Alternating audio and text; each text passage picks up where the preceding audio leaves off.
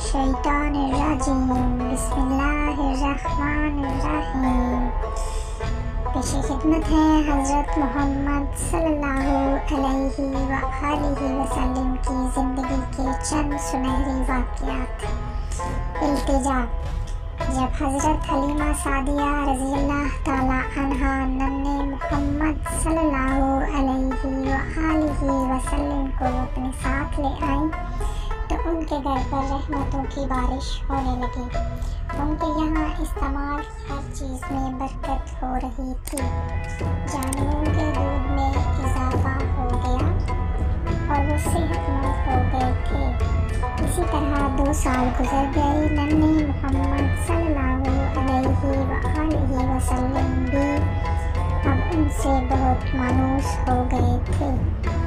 खुली फिजा और देहात की सादा जिंदगी के बायस आप सल्लल्लाहु अलैहि वसल्लम अब काफ़ी सेहतमंद दिखाई देने लगे थे। जब शीरकारी के दिन पूरे हो गए तो जुदाई का वक्त आन पहुंचा। अब उन्हें अपनी वालिदा हज़रत आमिना की गोद में वापस जाना था, लेकिन हज़रत हलीमा सादिया भी आप सल्लल्लाहु अलैहि वसल्लम से बहुत मायूस हो गई थी। वो अभी नन्हे मोहम्मद सल्लल्लाहु अलैहि वसल्लम से जुदा नहीं होना चाहती थी।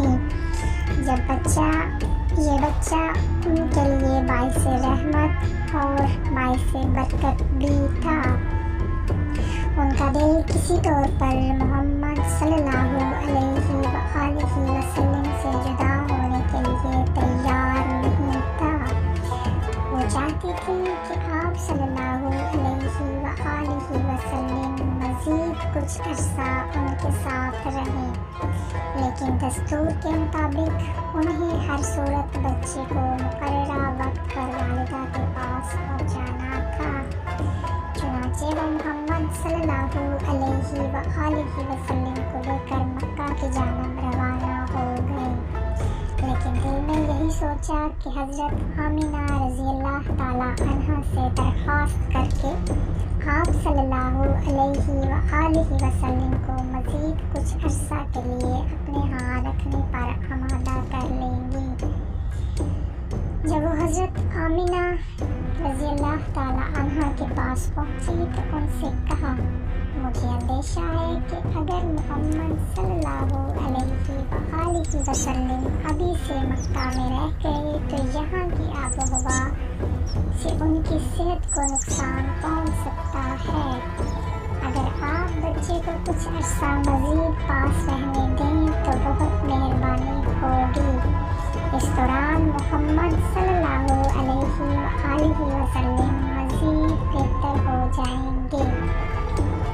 हज़रत हलीमा सादिया ने दरख्वास्त इतनी मोहब्बत से पेश की थी कि हज़रत आमिना रज़ियल्लाहु ताला अन्हा इनकार ना कर सकें और उन्होंने मज़ीद कुछ अरसा तक अपने लखते जिगर को उनके यहाँ क़याम की इजाज़त दे दी। दरख्वास्त कबूल होने पर हज़रत हलीमा सादिया